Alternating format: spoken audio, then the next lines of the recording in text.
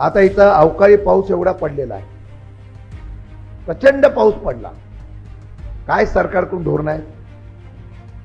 एक धोरण त्यांनी सांगावं. मी स्वतः सभागृहामध्ये प्रश्न मांडला होता की महाराष्ट्रामध्ये कधी नव्हता, या मे महिन्यापासून पाऊस सुरू झाला, तो अद्यापही पडतोय, ओला दुष्काळ जाहीर करा.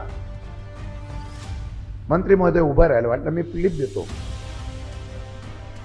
त्यांनी सांगितलं की तशा निकषामध्ये अजून बसत नाही, त्यामुळे आता त्या ठिकाणी अजून अवकाळी पाऊस पडलेला दिसत नाही आणि त्यामुळे ओला दुष्काळ जाहीर करता येत नाही. आता तुमचा निकष कधी ठरावायचा? एकाच दिवशी इतका पाऊस पडतो, तो सलग 5 दिवस पडणार आहे का? मला यांची डोकी ठिकाणं होणार, कारण यांच्याकडे पैसाच नाही. हा आवाज उठवण्याचं काम बुलढाण्याचा शेतकरी असो, जालन्याचा शेतकरी असो, महाराष्ट्राचा असो, नाशिकचा असो. मी अध्यक्ष झाल्यानंतर पहिलं काम केलं असेल, ज्या नेत्याने 75,000 कोटी कर्ज माफ करून या शेतकऱ्यांना परत स्वाभिमानाने उभं केलं, त्या नेत्याच्या पहिला अधिवेशनाच्या दिवशी सांगितलं, दुसऱ्या दिवशी अधिवेशन नाही तर मोर्चा काढायचा.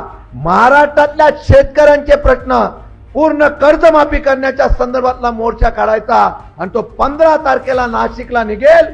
सर्व जिल्ह्यातून आलेले सर्व निवेदन एकत्र केले जातील आणि या राज्याच्या मुख्यमंत्र्यांनी सर्व दोन्ही उपमुख्यमंत्र्यांनी या राज्य सरकारला सांगण्यात येईल की जर कर्जमाफी केली नाही तर तुमच्या खुर्च्या घालवण्याची ताकद सुद्धा या शेतकऱ्यांच्या मनगटात आहे. दाखवून देण्याचा प्रयत्न आपण 15 तारखेला करणार आहे.